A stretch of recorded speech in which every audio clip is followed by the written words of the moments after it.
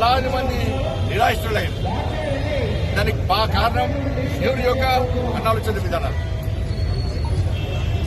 మరి బాబాసాహెబ్ అంబేద్కర్ స్ఫూర్తిగా తీసుకొని ఈ దేశం నరేంద్ర మోడీ గారు పాలన కొనసాగుతున్నది. దానికి నిదర్శనం 370 ఆర్టికల్ రద్దు. మన జమ్మూ కాశ్మీర్ భారతదేశంలో అంతర్భాగం అని చెప్పి కాంగ్రెస్ పార్టీ భావించకపోవడం వల్లనే 370 ఆర్టికల్ ఇన్ని రోజులు కాంగ్రెస్ పార్టీ రద్దు చేయలేదు. అలా భారతీయ జనతా పార్టీ ప్రభుత్వం వచ్చిన తర్వాత నరేంద్ర మోడీ గారి నేతృత్వంలో 370 ఆర్టికల్ రద్దు చేసిన విషయాన్ని మనం గుర్తుంచుకోవాల్సిన అవసరం ఉంది. అలాగే బంగ్లాదేశ్ లో అంత దారుణ మారణం జరుగుతుంటే రాహుల్ గాంధీ అనే వ్యక్తి ఇంతవరకు మాట్లాడుతున్నాడు. రాహుల్ గాంధీ మాట్లాడే భాష ఏంటంటే శ్యామ్ పిట్రోడా అమెరికా భాష అంకుల్ శ్యామ్ పిట్రోడా భాష అమెరికా భాష రాహుల్ గాంధీ మాట్లాడుతున్నాడు.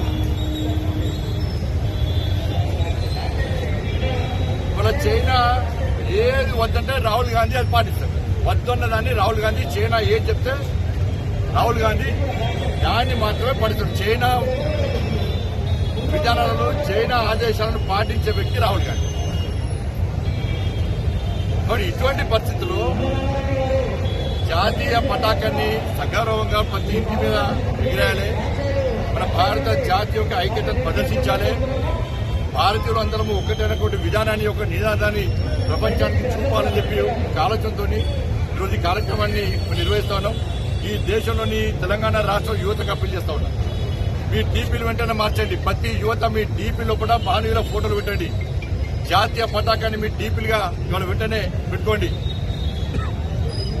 ప్రతి ఒక్క యువకుడు 15th ఆగస్టు రోజు ప్రతి భారతీయుడు కూడా మీ ఇంటి పైన పువ్వుల జెండా ఎగిరేయండి.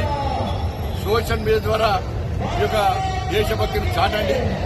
భారతీయ జనతా యువమోర్చా ఈ కార్యక్రమంలో